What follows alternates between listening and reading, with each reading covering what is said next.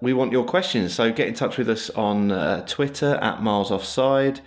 Are we at Miles Offside Pod on Twitter? I don't fucking know. I just said I'm not cutting this, by the way. This is hilarious. No, you are cutting it. We've got to fucking find out what we are. Oh, God. That's so good. Yeah, we're not. Neither of us knows our podcast Twitter handle.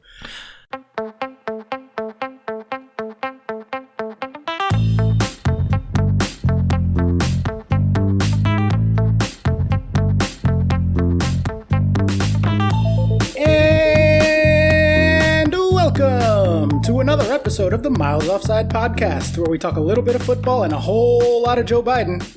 My name is Oscar Puente, also known as Footy from Afar, and with me, as always, is my co-host Ian Stimson. Our excellent friend Chuck Bailey could not be with us this week, so condolences, but we'll have to power on anyway. Ian, how are you feeling? I'm good. I'd like to take this opportunity to concede that I am the lesser co-host. So sorry, you've got to put up with me. I concede that. I concede it. You know. I wouldn't say so. You're certainly nicer to me, at least. You let me talk about Chelsea for 45 minutes. We'll see. How are you feeling this week? How's it going with the Peterborough? Let's check in on Posh. Yeah, it was only an FA Cup first round game today, but you can only win who's put in front. You can only beat who's put in front of you, and there's a first round to that thing. Yeah, oh fucking hell, you motherfucker. Yes, there's a first round. Well, there's qualifying rounds where all the little pub teams get involved as well. Sure, of course, yeah. But, we saw off Oxford, so, yeah, you know. Actually, a real question, because below the league, right, the conference, that's the conference as the next level down, right? Yeah, and then you get, Are they playing in the conference with COVID, or, is it just League Cup is the same as the FA Cup this year? That's a really good point. I don't know, because here they've said that basically elite level sport can carry on. Right. So just the top 10 teams in the Prem? Sorry, Burnley, you're out. No, I just think it means people who get paid to play football, basically. That doesn't necessarily mean elite level. But yeah, I'm not sure, actually. It's a very, very good point. I don't know if any of non-league football's still going on. I'll look it up. Because why do we need both then? Or is the League Cup off this year? I genuinely don't even know. I don't know what anything is anymore. Everything's happening. Everything's happening. So it's just the League Cup twice.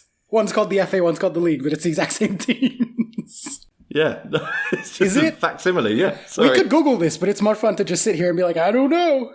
I trust you to know all these lower league things. This is your job. Yeah, but you've gone way below that. Well, the National League was still playing yesterday. Aldershot Town and Notts County and Wealdstone and Altrincham, all the big names. Notts County, I know them. I know that name. Yeah. Why do I know that name?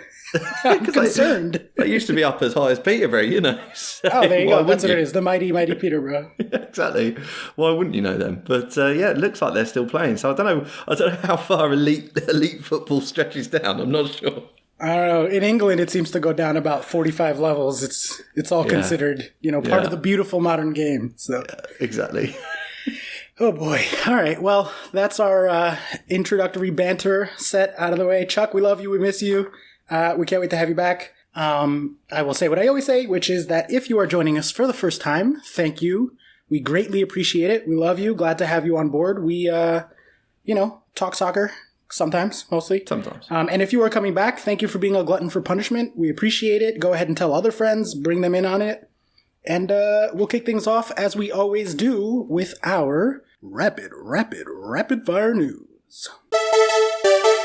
Our top story this evening, Patrick Bamford does not know the offside rule. I don't understand the rule, he said. You can't score with your arm. It doesn't make sense. It's a shame, Chuck, isn't it? You would have enjoyed this.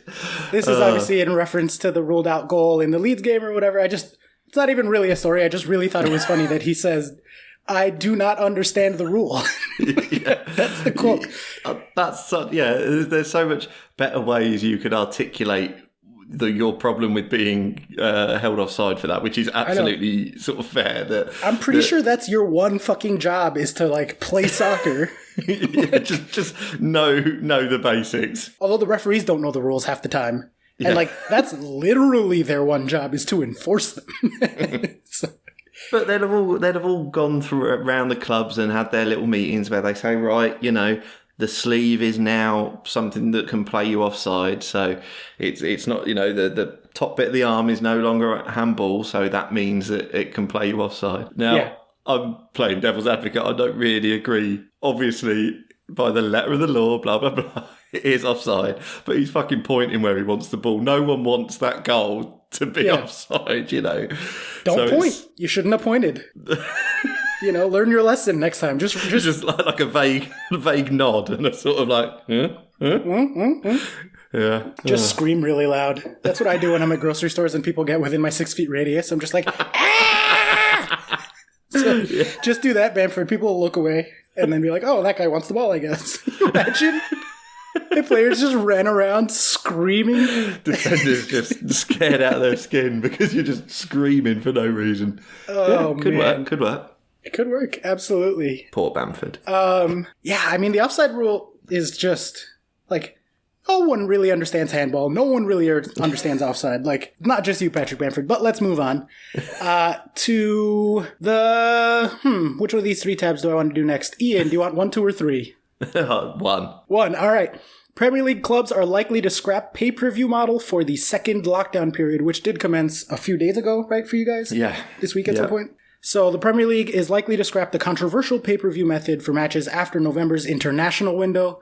Clubs will instead look to devise a new solution that will cover them through the Christmas period. How are charities going to make money now with fans not making protests against the pay-per-view? That's a very good point, actually. They just hate charity that much. They're like, no, we can't do this anymore. Yeah, exactly, yeah. I mean, everyone saw this coming, surely. No one thought it was a good idea. It wasn't profitable. It wasn't a good idea for any Premier League club fans really to want to pay 15 quid, because it was invariably it was the clubs that wouldn't have got picked up for those TV games anyway that were the 15 quid ones that no one wants to watch. Yeah, was there a single good match on the pay-per-view? Because it's done now, right? Like tomorrow's the last day before the international break. I don't even know which ones would be on for tomorrow. But can you think of a single good match that people paid $15 to watch? I can't. I don't remember anyone saying, "Oh, this one was actually worth it." Yeah. Well, Chuck said it last week about the Palace one. Pretty sure he's the only person that thinks that. And Palace Leeds this week was on pay-per-view as well, so maybe that was worth it. I don't know. Yeah, at least in the US, say what you will about NBC, but they're being smart about which matches they pick to put on Peacock to try to get us to subscribe. Like, for example, all but 2 or all but 1 Chelsea match so far have been on Peacock because, Christian Pulisic is American. Yeah, so they figure the American people want to watch him. Meanwhile, he's not even healthy. And fucking Liverpool City today was on Peacock, which we get on a fucking 5-minute delay. I don't know if you're aware of this. I have to not be on Twitter, not be on the Slack, not be on the Patriot, on the WhatsApp or any of it when it's on Peacock. So I was watching Man City Liverpool being like, I'm all alone. I don't know how people are reacting to this. Watching in your own little bubble, literally. Yeah. Yeah. Okay, NBC, man. I know you listen. I know you're a fan of the podcast. If you're going to do this, just put it all in one place. I don't want to have to sometimes go to cable, sometimes go to the NBC Sports app, sometimes have to go to the Peacock app. I'm like, I'll pay your money. I'll pay your $15 a match or whatever you want to charge. Fine. But make it easy to find the things. Oh, yesterday I was trying to watch the halftime show and it changed channels because of the election coverage, and it changed one was on streaming, I was like, where the fuck I just want to watch someone break down these highlights at halftime. How do I find this fucking thing? I was so mad. As a British football viewer and subscriber to things here, the schadenfreude I'm feeling at having you say all this absolutely lovely. It's just, yes, good. It's all NBC. That's the most frustrating part. NBC owns everything. They're just putting it on different stuff. Oh, that is annoying. They have 3 different apps. They have an NBC app, an NBC Sports app, and a Peacock app, which I don't know how that's different from the NBC app. It's all just NBC shows. Oh, that's awful. I don't know. So it's fucking terrible. But so are you happy that the pay-per-view is scrapped? Do you not care? Is this just Yeah, I think it had to be. No one was happy with it. Even the Premier League tried to distance themselves from it somehow, which was bizarre. But yeah, it had to go. And hopefully it will go back to what it was more like when it came back, Project Restart, where it was shared between all the any extra games might go on BBC or be free. A lot of Sky did still do a lot of the games, but did them free. So I mean that was much better. So that'd be great. But we'll see. Speaking of things that were around during lockdown, and we hope that they potentially go back, although we'll see where you're at on this. Is that enough caveats before I say the headline? Great. Let's go. I don't know where we're at. David Moyes says 5 substitutes are worth considering. After initial opposition, West Ham manager David Moyes says he would back a return to 5 substitutes in the Premier League after previously recommending his club vote against it. The Premier League is the only major competition to return to 3 substitutes this season rather than retaining a rule brought in to assist clubs trying to cope with the increased demands of the post-lockdown schedule. I recommended that we would vote for 3 substitutes, but I've looked at it again due to the player welfare issue. I really didn't expect so many injuries. No parties have been willing to give anything up in terms of competitions or matches, so while I still think it benefits bigger squads and clubs with bigger budgets, I would consider the change back. Who could have foreseen this, Ian? Who could have guessed that players would be getting injured and or catching the coronavirus when the whole fucking world is sick and burning down? What a surprise. There was no way to see this coming, and it's nice to hear from recent coronavirus survivor David Moyes. I forgot about that, yeah. He gets it and then suddenly goes, I think maybe we should have more substitute managers, perhaps. I mean, where were you at on the 5 subs thing? I know Chuck was against it, but that's because he's a Palace fan, so obviously that is to their disadvantage. Where are you at as not a Premier League supporter? I do get that, but it feels like such a small advantage to be able to do. Honestly, I think so many clubs, even at the top level, have squads that aren't as deep as you might think, and I just look at City. I just don't see it as a massive advantage that's going to seriously derail some club seasons. I mean, even top level clubs seem to struggle to get 3 strikers together. So I just don't see it as any big deal, to be honest. I think it makes sense. I think we've obviously spoke very recently about how ridiculous it is that all these competitions are going ahead. But in light of that, then maybe we just do the 5 substitute thing again. I don't think it affected anything massively during Project Restart. I don't remember anyone, thinking it changed a game or anything. I think it probably needs to happen. Look, I'm sure Timo Werner would appreciate it because he's played about 17,000 minutes in the last 3 weeks. Dude just cannot get any rest. Yeah. Obviously, as a fan of a bigger club, I am going to be in favor of the 5 substitutes. To me, it felt like, well, we're going to be hurt anyway, so we might as well let your players get hurt too. And I'm like, why? It's not fair. Does seem a little churlish. Yeah, I'm like, why would you want that? Let less people get hurt, not more. It's almost like that's not the driving force between a lot of clubs' voting methods, isn't it? Yeah, exactly. And it's not like fucking Chelsea, right?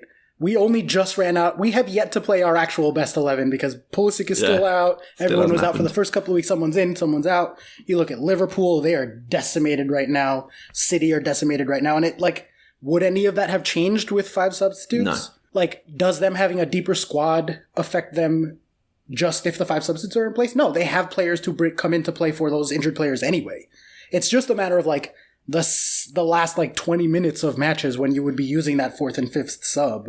It's not like those rosters aren't still just as big, and it's not like a bunch of the smaller clubs are still getting injured and not having deep rosters. I don't know. It always felt really petty to me. Petty's the right word. Yeah. That they voted against it when I'm not English, but when we're the only fucking league in the world that isn't doing this, right? Everyone else kept the 5, and it's not like Bayern Munich doesn't have an infinitely deeper squad than every other German team. It feels like a very minor rule change to me that clubs would very quickly adapt to, even lower ones. I mean, honestly, I would love 5 subs to just be a permanent thing. I think it's great, especially with how much, think about how many, it's not 1940 where they walk around and no one runs and they just let you have the ball for a half hour passing it around. It's the game is just different. The game is different and more people get hurt because it's much more specialized and much more athletic. than ever. It only gets more and more and more. You see it in American sports too. And it's like, why are we still like fucking playing to the rules from the 1890s when they fucking played out with coconuts barefoot probably? I don't know. I don't know what the fuck was going on in the 1890s. It was 130 years ago. Sorry, I'm all amped up this weekend, so it's going to be a lot of ranting while you're like, okay. Listen, it was rough on my feet, all right? Just let's leave it at that. So, I don't know. I say I was mad when they didn't pass the 5 subs or when they took it away, I guess. So I'd love for it to come back, but it just seems really disingenuous for like not all these, David Moyes, but other lower money clubs, just the smaller clubs, straight up. Yeah. To be like, oh no, look at how many injuries we have. This is so surprising. Come on, dude. Come on. We all knew what this was going to be like. So, yeah. All right. That's it for rapid fire news. So, ready to move on to the fixtures? Why not? All right. Well, we start off with Friday, November 6, 2020. The first match of the game week was Brighton-Burnley. Oh, boy. 0-0, 1.6 to 0.3 on XG because go ahead and cue the jingle. Oh, they're better than they ought to be. Burnley of the week. That's right. Burnley are the Burnley of the week. You fucking love to see it. Oh, man, a 0-0 draw when they got outscored, out-XG'd, I should say, 1.6 to 0.3 is pretty fucking you hilarious. Get the Burnley on a 0-0. Jesus Christ. Yeah, I mean, it's that kind of weekend, but...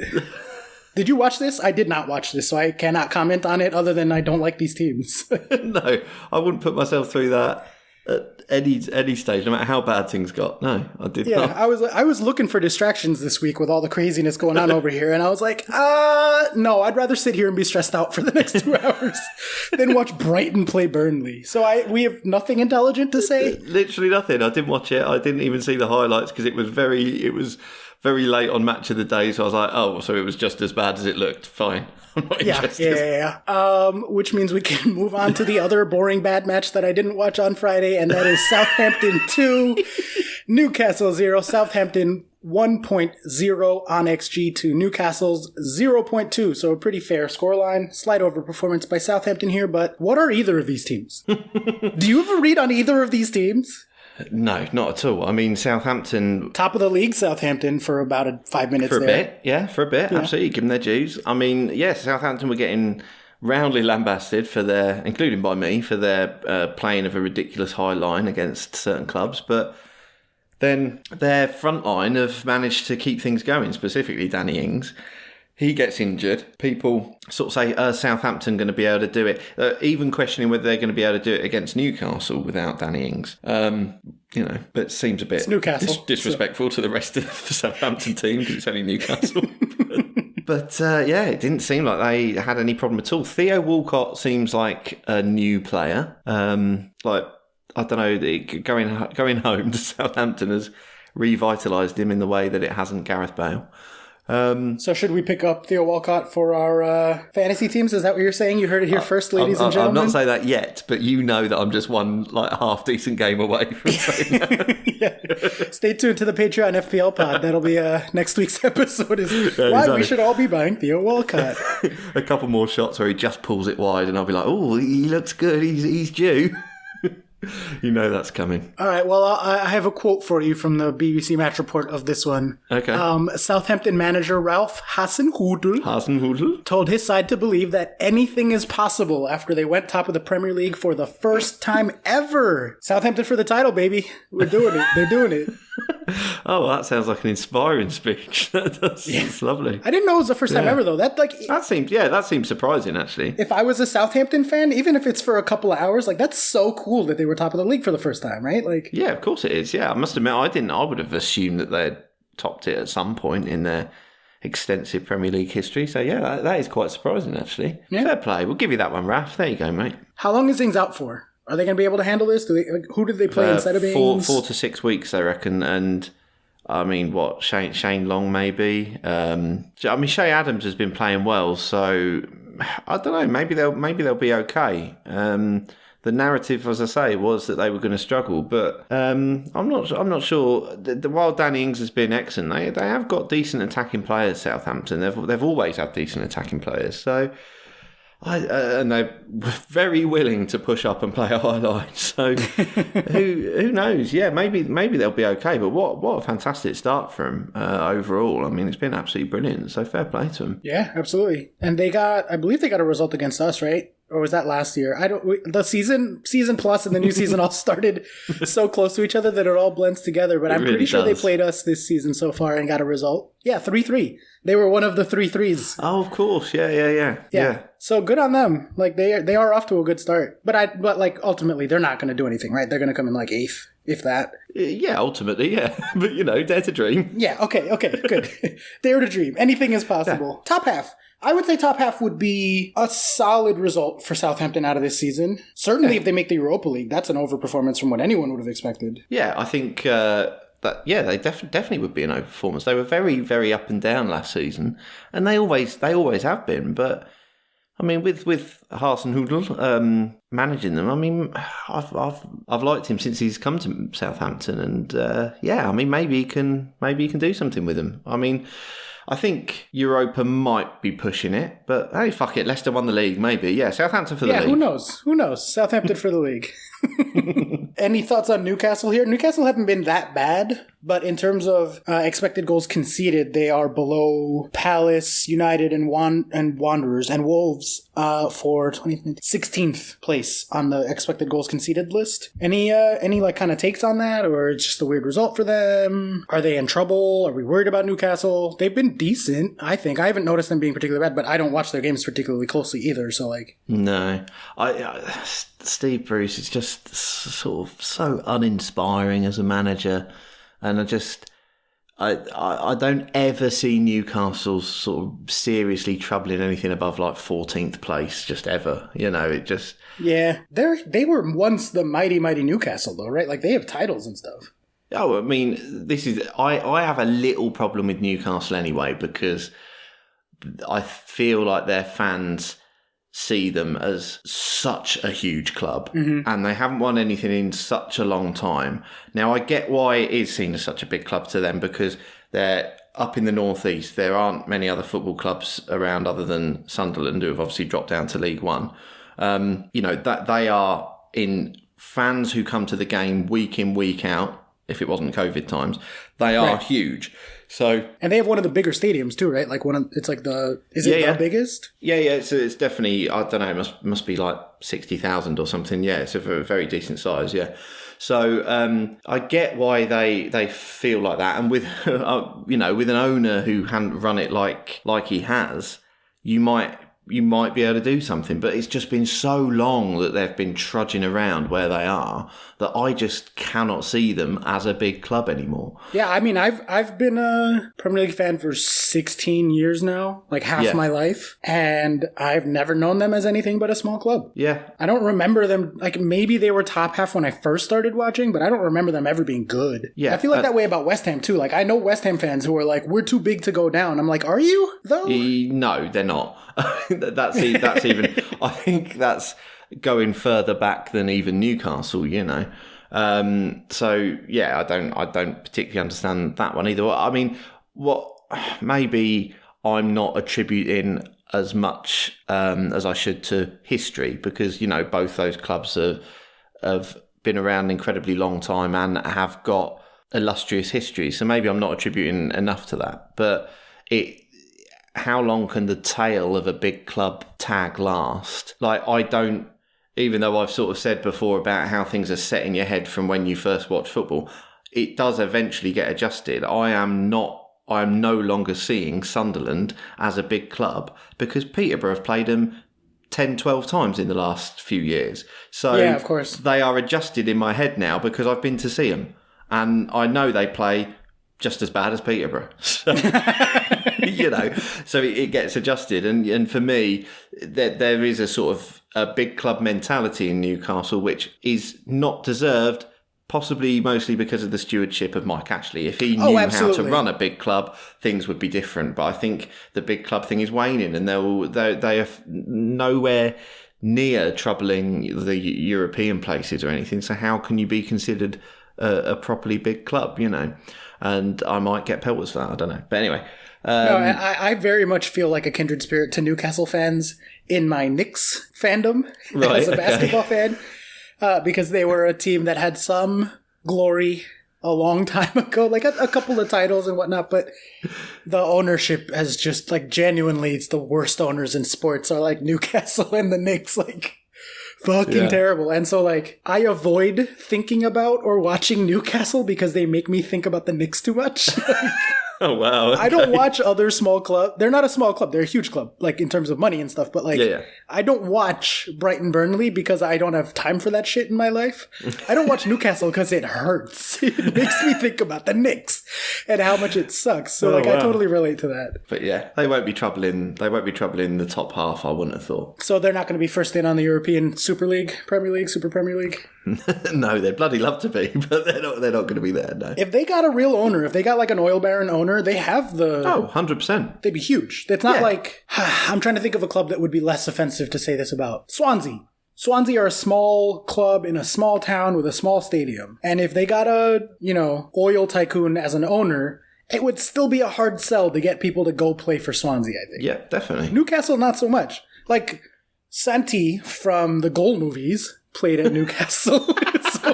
And he went to Real Madrid from there. Like, it's, Yeah, and that's a real thing that definitely happened. That is a real thing that definitely happened. All right, let's move on then to Saturday, November 7, 2020. Everton 1, Manchester United 3. Everton 0.4 to Man United's 1.6 on XG. So the 3 goals definitely flatters United, but this is also a pretty comprehensive victory. They out XG'd them by 1.2. So it's not, I wouldn't say that anything but a win is particularly fair. And also, United didn't look terrible? Question mark, right? They didn't, but this goes along with the bizarre up and down season that they're having. And I think the up and down situation they've had since Solskjaer's got in charge, they're so inconsistent. And I mean, Bruno Fernandes in his post-match said the similar, that one minute we're the worst team in the world, the next minute we're world beating Man United, and it's and unless it settles down, then they're going to be in for another sort of relatively, for Man United's history, another relatively low place season, because we all had them down as a definite 4th place, but they've got to get this, they've got to perform more like they did in this match, way more often, and it shouldn't be a problem for a team with the players that Man United have got, but the consistency does seem to be an issue. Definitely, and I think it's hard to consistently beat teams that are quote-unquote worse than you. And actually, Everton isn't necessarily even in that category, but playing to your level consistently is the difference between great teams and teams like Chelsea in the last few years, Man United last year, or somewhat recently. Like, getting those results that you're supposed to get is hard to do. And so it makes sense that United would be up and down. They've been better in the Champions League, which is kind of confusing. Like, they're having a good run in the Champions League, which, like, those teams are supposed to be better than your Brightons and Burnleys of the world, right? But this was really solid from them. They had 72% of the chances created, 13 shots, 5 on target. Expected points, quote unquote, out of this match was 2.4 to 0.4. So, like, good for the 3 points. Yeah. I halfway through my little rant there, I realised that, this was off the back of a Manchester United victory, so I should be maybe a touch more positive. But it's just, I think, indicative of the sort of up and down nature, as you say, with them performing in the Champions League, but being able to lose heavily to Tottenham and then beat Everton fairly convincingly. It's so inconsistent. Bruno Fernandes himself seems very inconsistent in that some matches he looks absolutely dead on his feet, and then other matches he looks like he's running the show. Well, he's a high risk, high reward kind of player, so like that makes sense. Yeah. He only plays Hollywood passes. Yeah. And so when they come off, he has an amazing day. He passes 50-yard passes and he shoots 30-yard shots. Yeah. And like that's all he does. He's good. He's well above average, certainly at the passing. Yeah. The shooting, maybe not so much, but like he doesn't do boring things. And so that lends itself to being a guy who, like, for example, if this was on Fantrax, and I don't think these are his scores on Fantrax necessarily, but like the types of players that I like to avoid personally are the ones that like score a 5 one week and then a 40 the next week. Like I just want to get a solid 25 every week out of all of my players, right?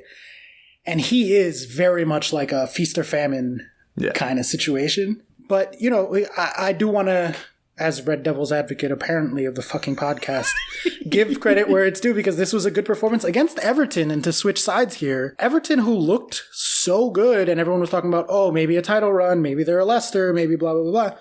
And then James got hurt, but James played in this one. Yeah. James played 84 minutes in this one, and they still looked decidedly pedestrian. Yeah, I don't know how to explain that really, when previously when they've had all their major players, they've looked very good.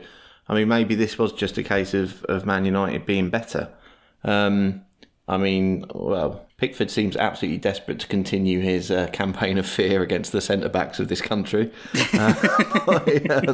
Smashing into Harry Maguire after he fluffed his lines a little bit with the catch. I mean, Jesus Christ, he proper gets red mist, doesn't he? I mean, he was pushed a touch by Maguire before. Well, I'm giving him the benefit of the doubt. I think the red mist is pretty accurate. Because he gets very angry very quickly.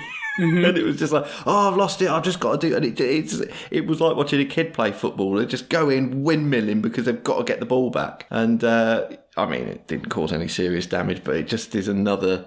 I mean, I listened to one of our World Cup podcasts the other day, and like me and Chuck are so high on Pickford. Just I didn't want to say anything. I was trying to be nice. No. You know, everybody gives me shit for being such an asshole, but like, I don't throw numbers around when they're not nice to the people that you two care about, for the most part. I do a little bit with Palace because, like, the Palace numbers are unignorable in some situations. But for the most part, I try to be nice about your teams and your players and stuff. But fucking Pickford is not good, man. No, I think I'm coming to accept that.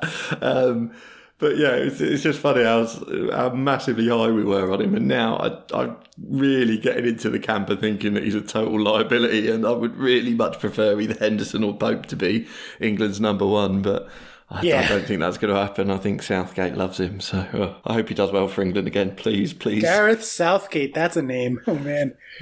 I can't wait to do the Euros. Like, yeah, I thought we shined really well during the World Cup, and I'm excited to get into like fucking matches all the time and just putting out podcasts like crazy during the World Cup, during the Euros. I think it's going to be fun. But yeah. Speaking of Palace and their numbers and not being nice or being nice, or one of the two, whichever one it is, let's move on to Crystal Palace 4. Leeds 1. I won't say the XG because we're just here for a good time, not a long time. Good vibes, positive vibes. Palace did win on the XG, I should say. It was 1.3 to 0.9, so I'm just kind of joking. But obviously the 4-1 is not at all reflective as a scoreline necessarily. But this was Palace's best attacking performance all season, right? Like insofar as they actually tried to attack and scored goals. Yeah. All of those things happened. All of the things. I think when you look at the goals in isolation, they're not sort of high XG opportunities, but Crystal Palace were there to score them, and so you've got to give them credit. Eze's free kick was lovely, just absolutely beautiful, and I mean, if he can become a bit of a set piece specialist for him, that'd be lovely. And or just play more regularly, man, because he is like. Yeah. I don't, Chuck complains about Hudson, so like we've heard all this a million times, but why do they have talented attackers? Yeah. Fucking play them. Yeah, I mean, I think Eze should be in that team all the time. It was his corner as well, wasn't it, for Dan to header in? I think so. Yeah, I think it was. I think I noticed his lovely locks just before he put the corner in. So, I think if they can get some sort of, I mean, ultimately it's this sort of game that Palace have got to win. And XG aside, when and I didn't see all of the game because it was a dodgy stream because I'm not paying 15 quid.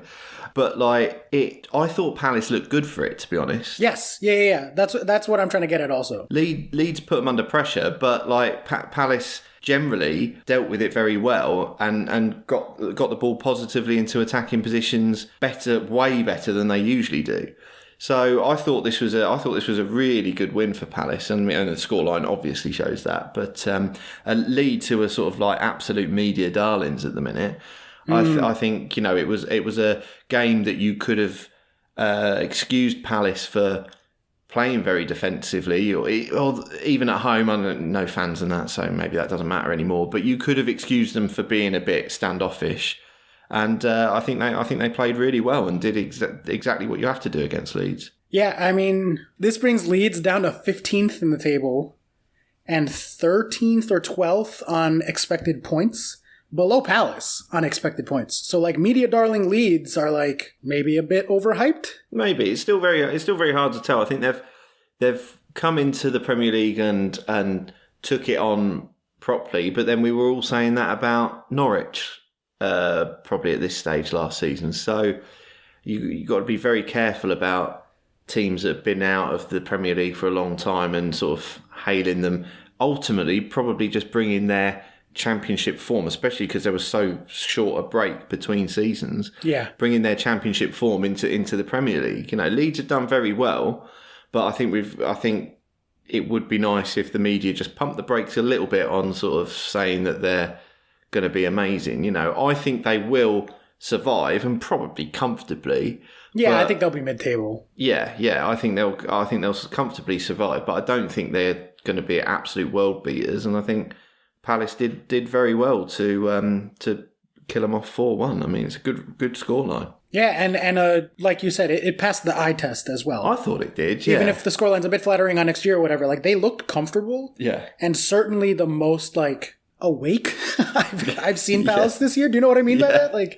Yeah, definitely. It comes to something when that's what you're saying. But yeah, absolutely, they look more awake than they have done. Yeah, certainly. Yeah, Eze's good, man. I like him. Yeah, I want to see what he can do. I really want him and Zaha hitting a stride and really doing some stuff could be interesting. Yeah. So that certainly one to watch. Definitely. Moving on, then we have Chelsea 4, Sheffield United 1, Chelsea 2.9 to Sheffield's 0.7.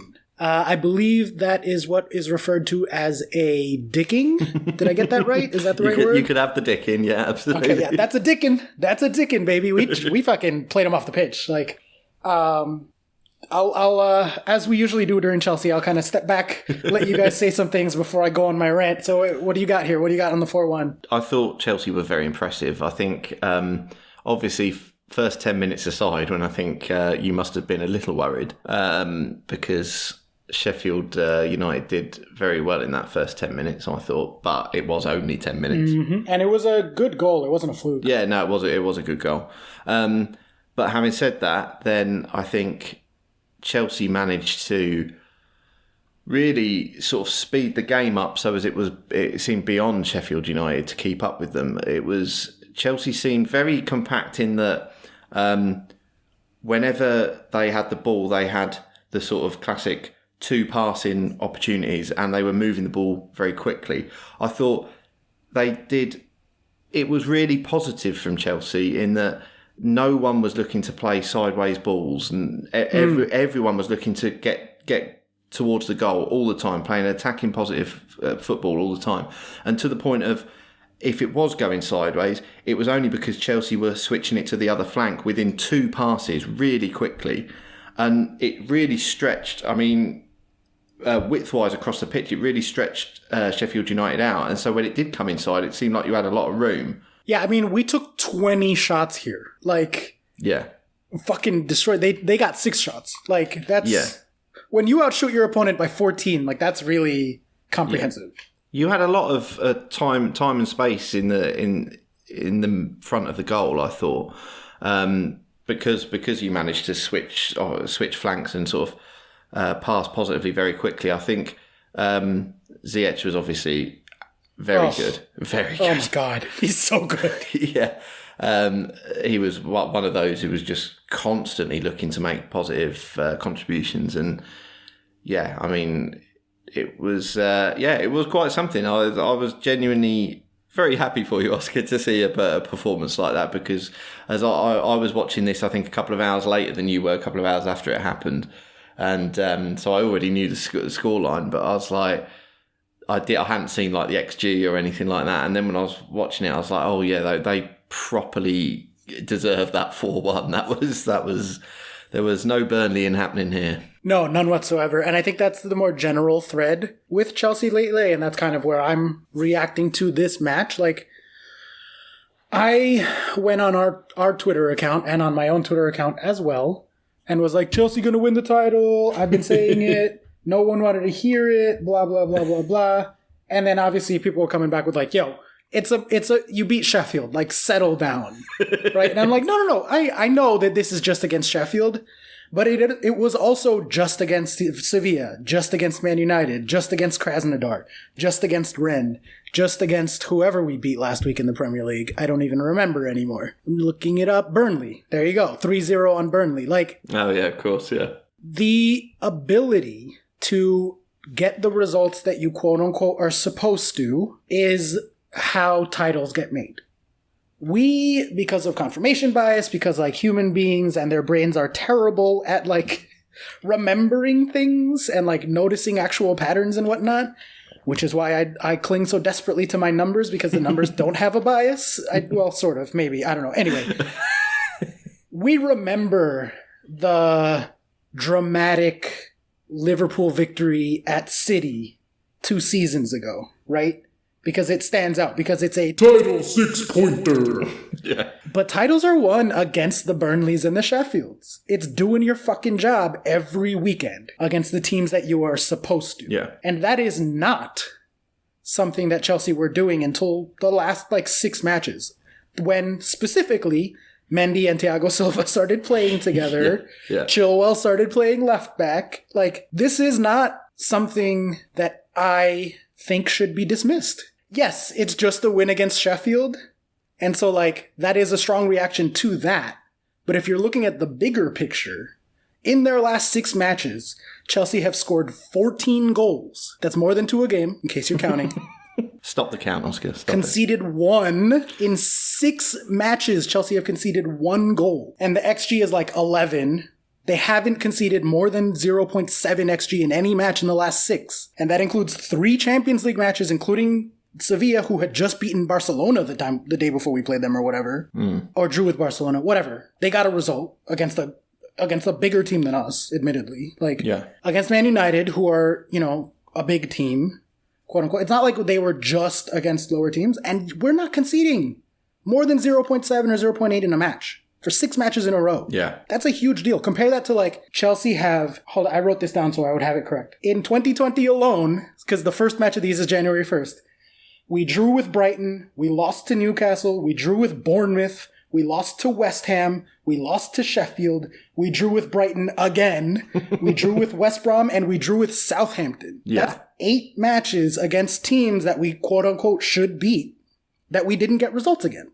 Yeah. Right? And that's not to say that Chelsea have been bad, because they were still probably, I think, the 3rd best team in England last year, maybe tied with United for 3rd or 4th best. Yeah, but that doesn't win you titles. That doesn't win you titles. That's enough to be the 3rd best team in England. Yeah. The way you win titles is getting these results, and Chelsea I said 2 or 3 weeks ago, a while ago, Chuck asked me, what do you need to see from Chelsea to be happy? And I said, I need to see at least 1 comprehensive result against a quote-unquote scrub team. And they have now done that against every team that we have played, including in this match, after conceding their first goal in forever. Yeah. The Mendy conceding his first goal early. And my gut feeling was oh, fuck. This was coming. Fine. Yeah. We were due for an embarrassing result or whatever. We're down 1-0 to Sheffield in the first 10 minutes when they've been terrible. And Chelsea just calm, cool, collected, went about their business and got the fucking result. And that is how Liverpool won the title last year. Yeah. It's just being better than the teams that they're supposed to be better than. And so for Chelsea to be doing this now is really exciting. I genuinely have title vibes. I was playing it up in the summer. Look how much money we spent. Amping myself up, but only kind of jokingly being we're gonna be in the third best team, but in the title race if we're lucky. Now I'm we might have a fucking shot at this, guys. We might genuinely. I'm this feels like a team that you look back on at the end of the season and be look, you saw it. It was there. That's when it started. That's we look comfortable. I think of the Conte season. Antonio Conte, not N'Golo Conte. Yeah. Where we won 13 games in a row. We fucking destroyed the league that year. Just like ran riot on the league. They weren't that exciting of a team, so people don't remember it that fondly, but like they never ever looked in doubt that entire season. I think we lost like 1 or 2 matches. It was like very comprehensive, if unspectacular. And that is how I feel so far. Like, despite the 14 goals we've scored in the last 6 matches, including the 4 today, I don't feel like Chelsea's attack is firing on all cylinders yet. Do you? No, not yet, no. Not at all. And like, how dangerous is that for everyone? Yeah, absolutely. That's fucking terrifying. If I was a different team, another team, I'd be fucking terrified that Chelsea are doing this and not yet firing on all cylinders yet. And like, we're not a defensive team. Us getting 5 clean sheets in a row is not the way for us to succeed. Like, that's not who we are, right? Yeah. Like, this is a good run, but that's still not who we are. But do you think with your influx of new players, when you have, because you've had new players in every sort of position, as in striker, midfielder, defender, goalie, you've you've position. Probably had new players everywhere. They might not know this about Chelsea, that this is not how you do things. so they don't necessarily have that in their head, if it ever was in Chelsea's head. I don't know, that you concede a lot and you score a lot. You know, it might be that they don't have these unconscious things in their head that Chelsea players who've been there a while might have. You know, this is a new dawn, perhaps. So, you know, I think that's definitely true of soon-to-be Player of the Month, Thiago Silva. Shout out. Nominated, baby. Like, did we think a Chelsea defender was going to be nominated for Premier League Player of the Month at any point this year? I didn't. I would have thought so. No? He has been so calm and collected and imperious. Like, he's old. He's old and slow. But JT was old and slow, and he still was one of the best defenders in the history of the game. Like, he was always slow, even in his prime. And so for Silva to come in, he made one really hilarious sprint against a striker where it was like 1-on-1 and there was a loose ball and Mendy wasn't particularly coming out for it. And so Silva was like, oh, fuck, all right, I guess I'm running. And he turned on the jets and the commentators were laughing and being like, well, I guess that's his one sprint for today. Except for his goal. But he did it. But I haven't felt like we have an organizer at the back. Yeah. Either as the goalie or in the defense. Since John Terry left, honestly, like, this is no disrespect to Azpilicueta, who is probably a better pure defender than JT was, but he doesn't have that, like, imposing presence. Yeah. And Silva does. That header felt like a John Terry header.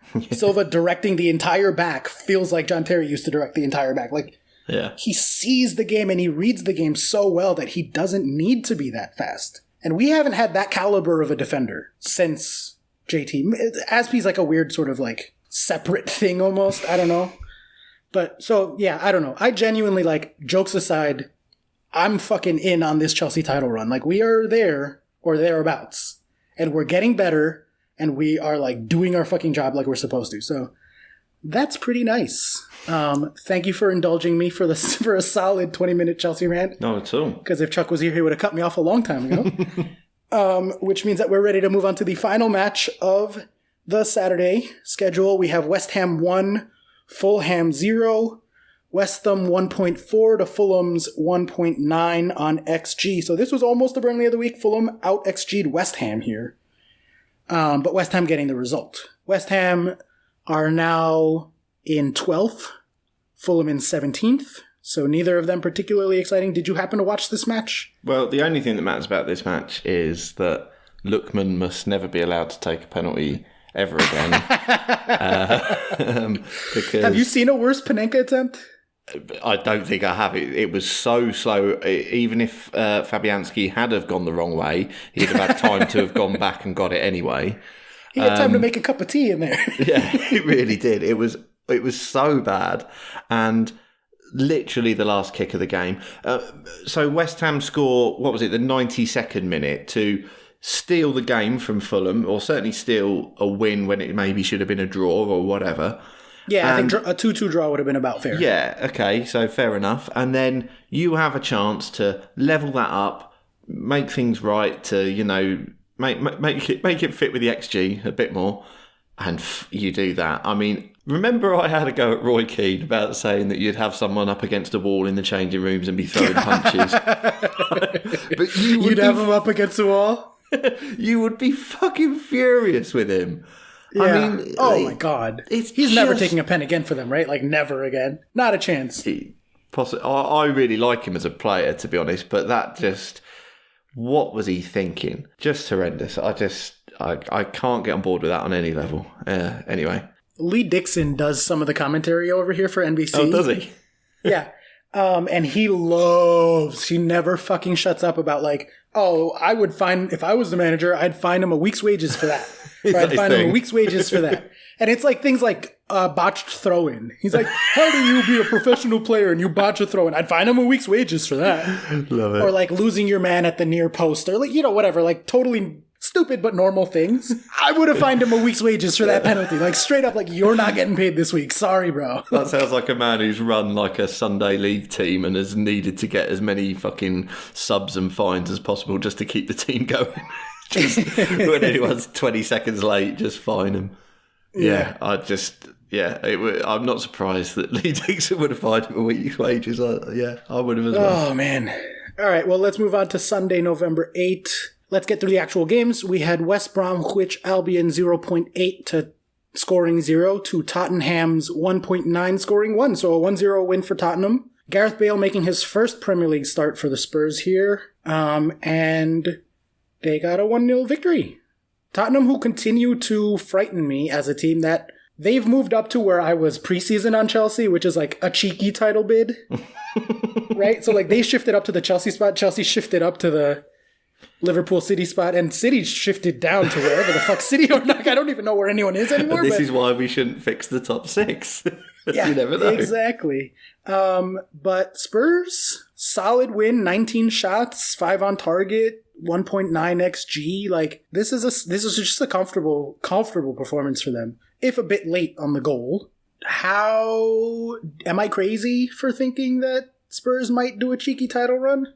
No, I don't think you are. I'm no particular fan of Tottenham, but when they're doing what they need to do, sometimes I watch them and go, you've just quoted the XG against West Brom, fair enough, but certainly in recent games, I've sort of watched them and gone, I'm not sure they deserved anything from that match, but they managed to nick it, fair enough. But that is what teams that often have a run at the title do. And that if they kick on, if Bale finds his feet, because I still don't think he's fully there yet, just from a fitness point of view. I hope he doesn't, because if he does, they're like really a threat now. Yeah, can you imagine Son, Bale and Kane firing on all cylinders? That's genuinely terrifying. So I know, and Mourinho season 2, like don't, please, for all of you out there in the world, do not underestimate the Mourinho season 2 effect. Like that is a real thing. Yeah. And so don't discount Spurs just for being Spurs. They're 1 point ahead of Chelsea on expected points. They are 2 points ahead of Chelsea on the actual points. They're a real team. They're like a real team. They're actually ahead of Liverpool in the table. What the fuck? How did that happen? I'm guessing it's goal difference. Yeah, they've conceded 7 less goals than Liverpool and scored 1 more. This is Spurs we're talking about. They've scored more than Liverpool and conceded. Like, Spurs are legit. Well, Spurs have also had, big score lines in their favour, and Liverpool have had big score lines not in their favour. Sure, but but I do agree. I think what's been really interesting is we've ragged on Kane quite a lot. You know, that's on record. But him very deliberately being put in this role that he seems to be in at the minute, and not just because before it always felt like, well, Kane's the striker, but he is playing in a defensive midfield role because that's where he feels like he needs to get the ball, or that's where he feels comfortable because he can't, run at the sort of pace he used to be able to. Right. Yeah. But this feels like where he's playing at the minute feels like a very deliberate thing. Like managerially, tactically. Yes, exactly. And, and it really seems to be working for him. And I think if, given a bit more time where Bale properly clicks and Kane gets used to this new role, then, I think Tottenham definitely could worry the title contenders this year, definitely. And the difference between like how Kane has dropped deeper before and how Kane is dropping deeper in this Mourinho system is that when he dropped deep before, there was no one in front of him. And so it was a fucking problem. Yeah. Like, he was mostly getting in the way of other people's things that they were supposed to be doing within a functional tactical system. Yeah. And no one was up there getting the shots that they need to get to win games. Like, XG is just like, did you get good shots and did you get a lot of them? That's the, like, if you don't want to get into stats and don't want to, like, actually care about XG, everyone has a sense of, like, oh shit, they outscored them 20-5, and all of those shots were in the box, whereas those 5 shots were from 40 yards deep. Like, that's a better performance. Normally you would expect them to win. That's all XG is. Yeah. But him dropping deeper now, they've tweaked it so that Son and either Lucas or Bale, depending on who's in, is still playing in the empty space where he would have been. And so it's much closer to a false 9, although I've been describing it as a false 10. Yeah. Because of the way that he's playing. But like, he's dropping back, but those guys are still there in front of him. And so now not only are the shots still happening up ahead of him, but he's getting more shots because those guys are drawing the defenders away. Whereas before, when he wasn't there, those defenders didn't have anyone to defend. These defenders are occupied. They're distracted. Yeah. And so he has that extra half second, which is all that someone that talented needs, even though he lost a bit of his speed. He hasn't gained his speed back, but he did find his shots again. And that's the difference. Harry Kane taking shots, he's so fucking good at taking like, when he shoots, he scores because he's so fucking good. Yeah. The problem for a couple of years there was that he just wasn't finding those shots. There was just no, like, his shots per 90 went from 5 to 1 over the course of a couple of seasons. And now they're back up to, like, my dude is just getting, I don't have the exact number in front of me, but it's in like the 5 to 6 range on shots per match. Yeah. Like, and so him almost in a Messi-ish role, not to equate the two of them on any level whatsoever, just tactically, kind of hanging back at the edge of the box, right on the D, and like having time and space there is so fucking dangerous. And I fear Spurs. I genuinely fear Spurs. Jeff, enjoy that sentence, bud, because I'm sure you have been waiting to hear it for a long time.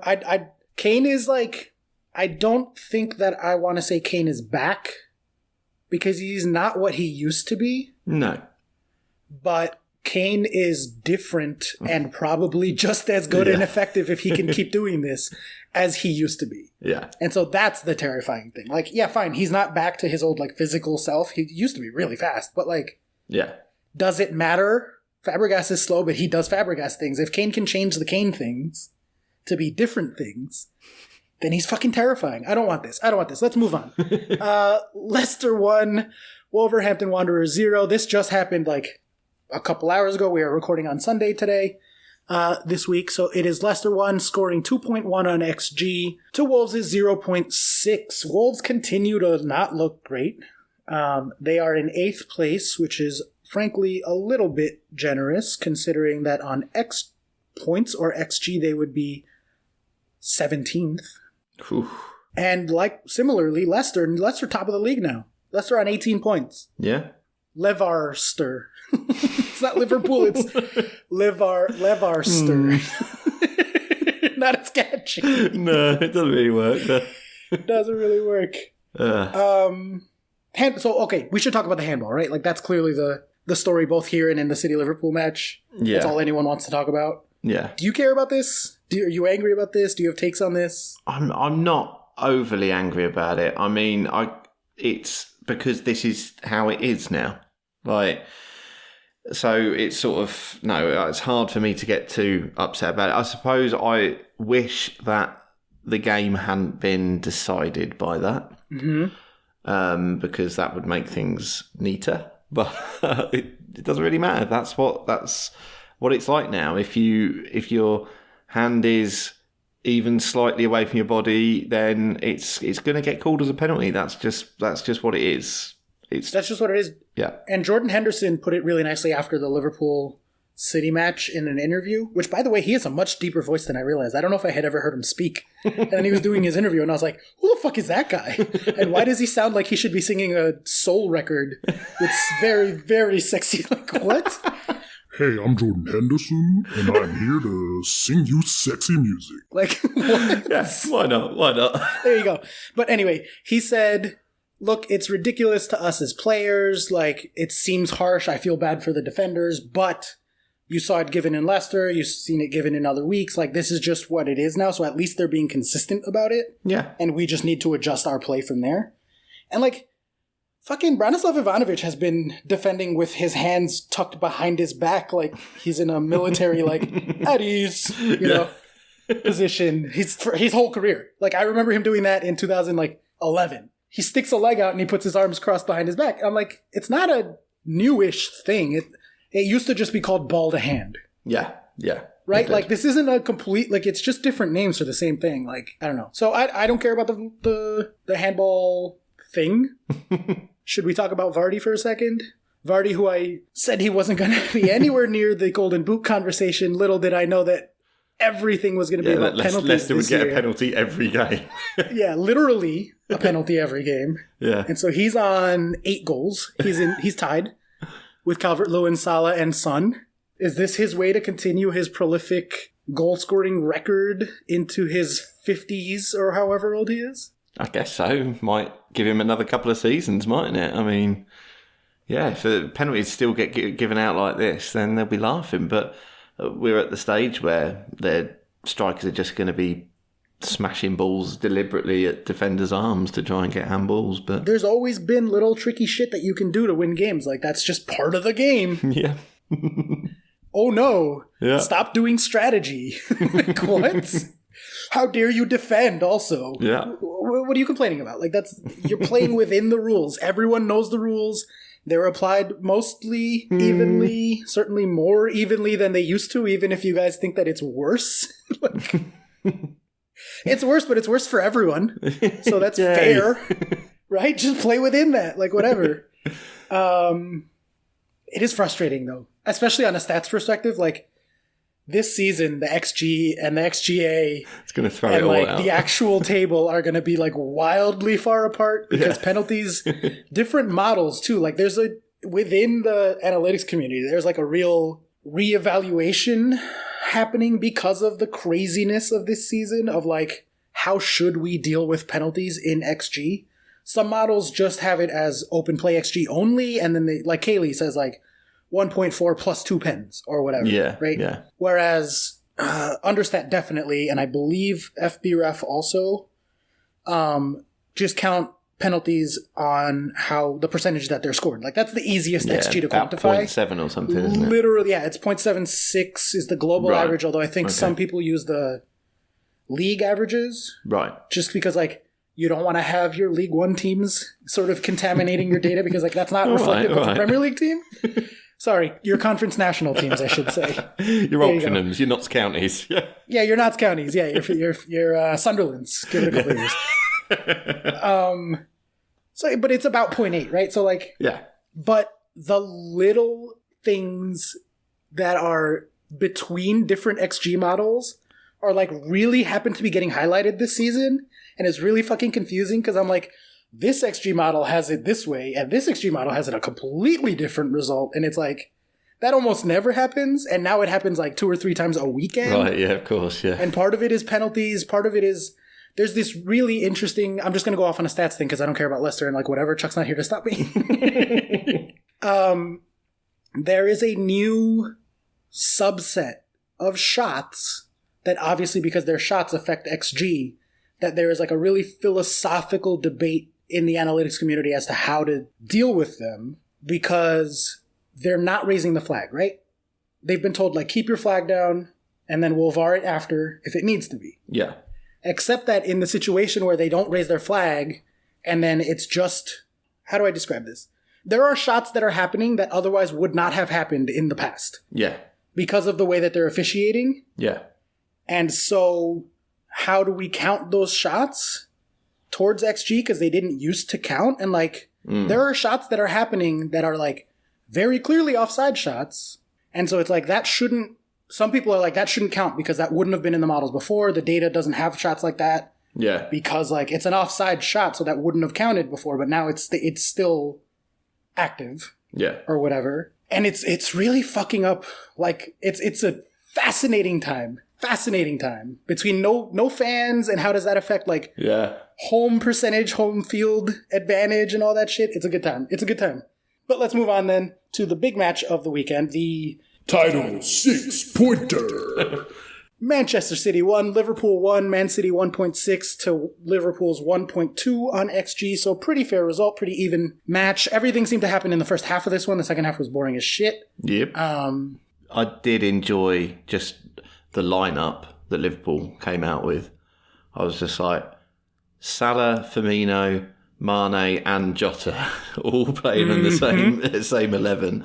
I was like, yes. Oh, they're going full Chelsea, baby. They can't defend, so just throw on more attackers. And and that first half, it really, really was sort of end-to-end stuff. But yeah, I felt like it was pretty even. I thought, considering how Man City have been recently, it was a big jump up. Yes. So that was good to see, and I think Man City will go away fairly happy from that, to be honest. Is it as simple as Jesus being healthy and they have an actual striker again, and that's why they looked so much better today than they had since like the first week?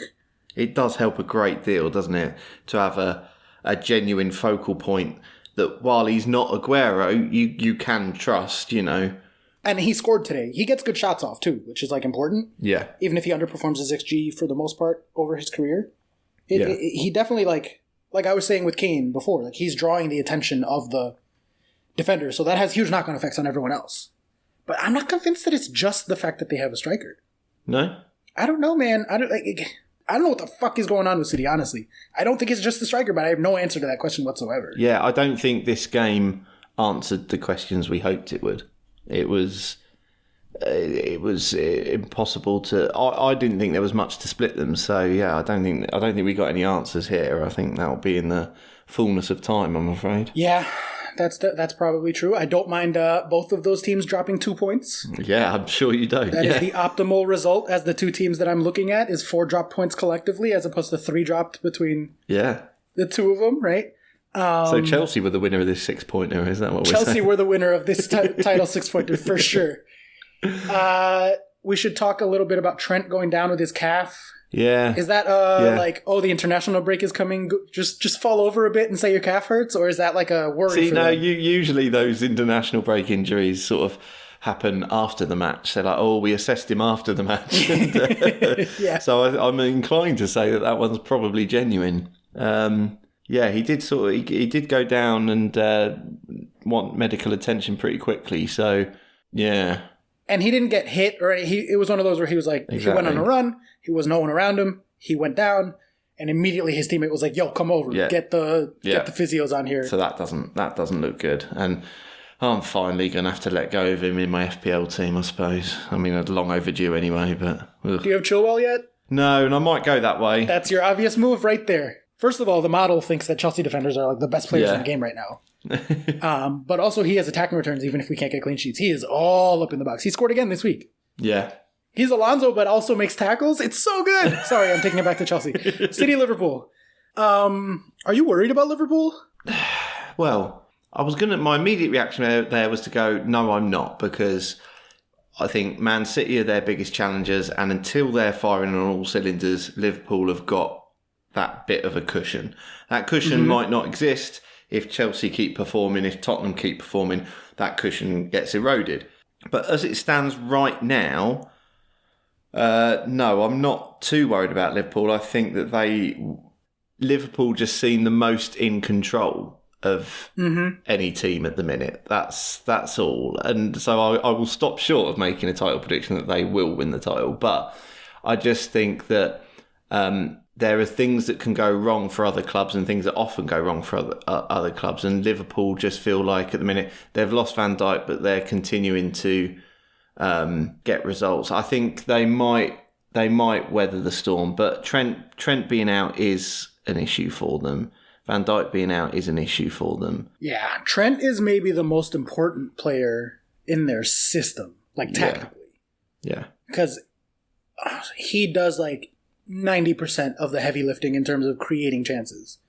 And then he has those guys in front of him to like smash those chances away. I'm with you though. I'm never worried about Liverpool. No, why would you worry? Hypothetically, one should not be worried about Liverpool. I still think they're the best team in England. I don't think that was the case. I didn't think that was the case, rather, at the start of the season. Yeah. But apparently losing David Silva is having a bigger effect on City than anyone quantified or realized. Maybe, I don't know. Question marks. What the fuck is happening at City? I don't know. So we can comfortably, I think, say that Liverpool are still the best team in England. Yeah. But there is a limit on the number of important players they can lose. Of course. And like you said, with Tottenham and Chelsea all of a sudden breathing down their necks or being in that sort of conversation, it is something to keep an eye on, let's say. Right? Just like likewise, I was like, I'm not ready to say if Chelsea are good or bad yet. I'm not ready to say if Lampard are good or bad yet. Like, give it time. We need to see. Yeah. Which is not a satisfying thing for a podcaster to say. We're supposed to have really hot takes. They're on the watch list, but I still think Liverpool are the best team. Yeah. Right? Like, that's fair. So, we're recording at the same time as Arsenal Aston Villa. What happened? Do you know what happened in that one? Is it funny or not? I have no idea. You don't know. Genuinely staring at the understat page and it says Arsenal 2-15 Aston Villa, and I don't know what happened beyond that. Okay. Villa beat Arsenal 3-0. No! Get the fuck out of here. Oh, that's so delightful. Oh, thank fucking God. That's so good. Who scored? Understat doesn't have it up yet. So it was Saka own goal and then 2 Ollie Watkins goals. There you go. Ollie Watkins, get him on. Oh, there it is. Understat just updated. Let's see. We have Arsenal 0, Aston Villa 3.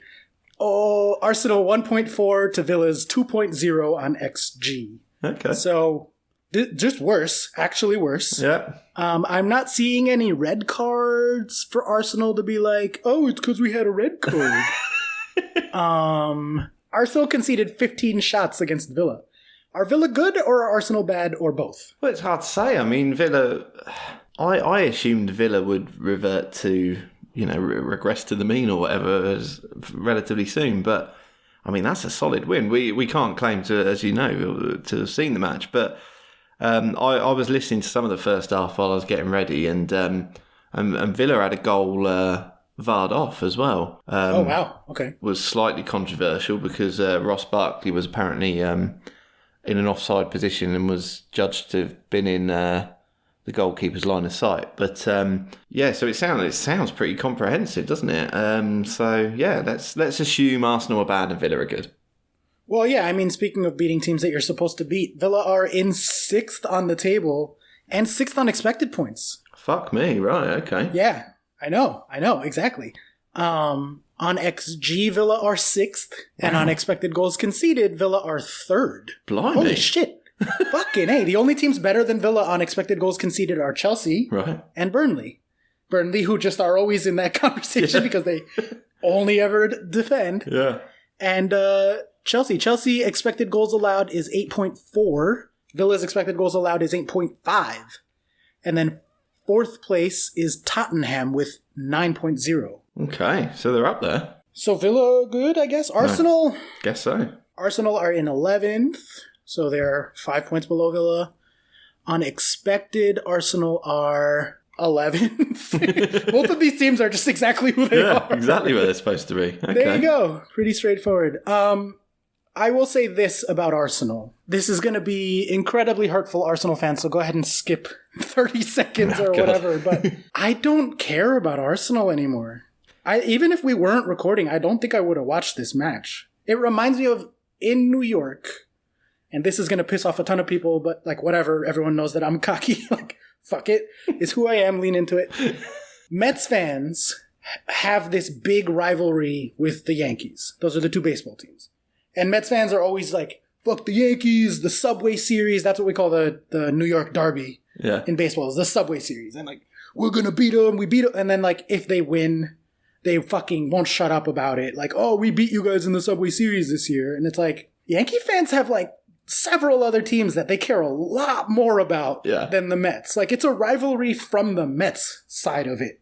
Yeah. But not for the Yankees are like, you're our like loser little brother who happened to be in the same city as us and we don't fucking care about you. Like, oh great, you beat us. Whatever. Like that happens sometimes. Like, you know what I mean? We're not going out and like partying because we beat the Mets. Yeah.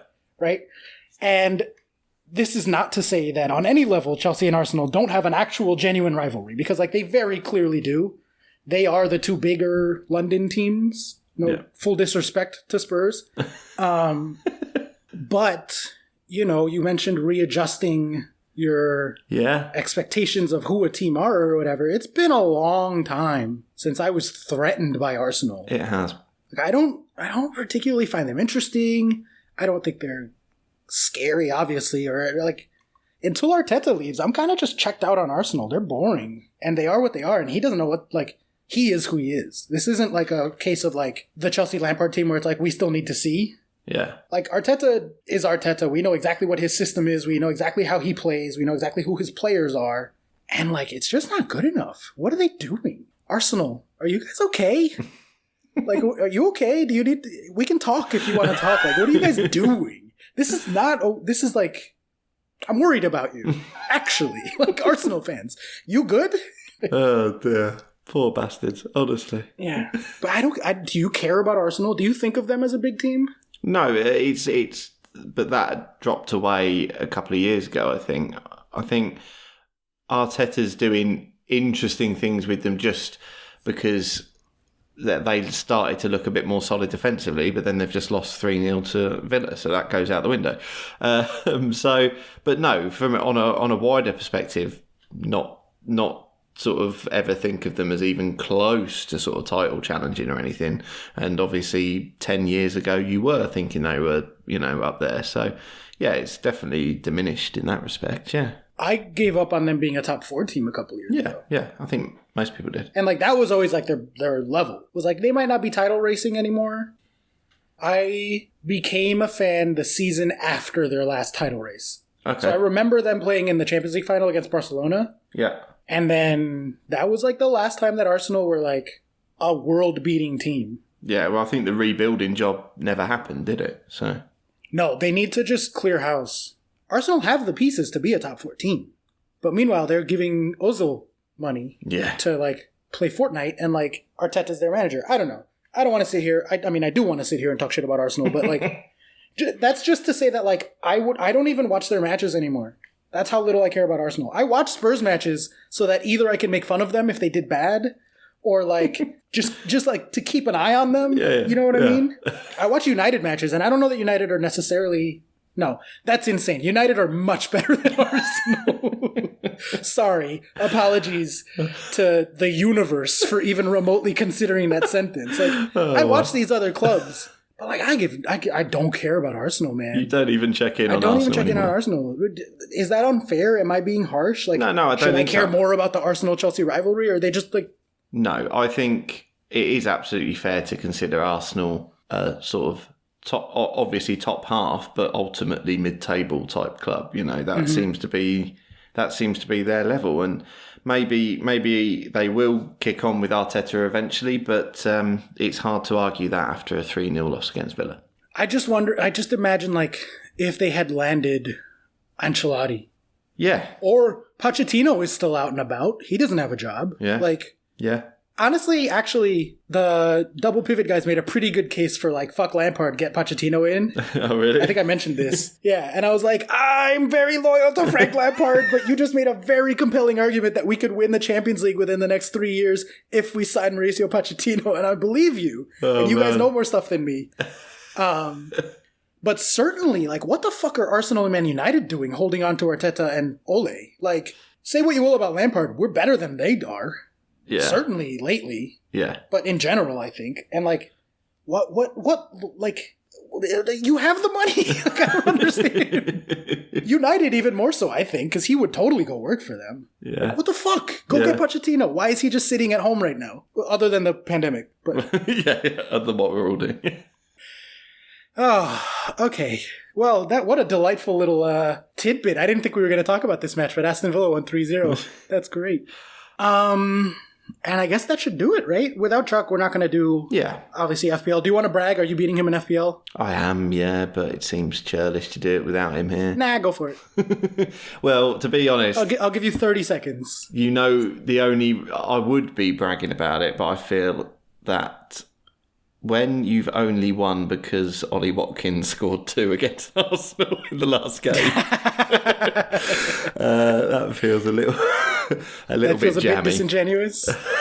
So, yeah.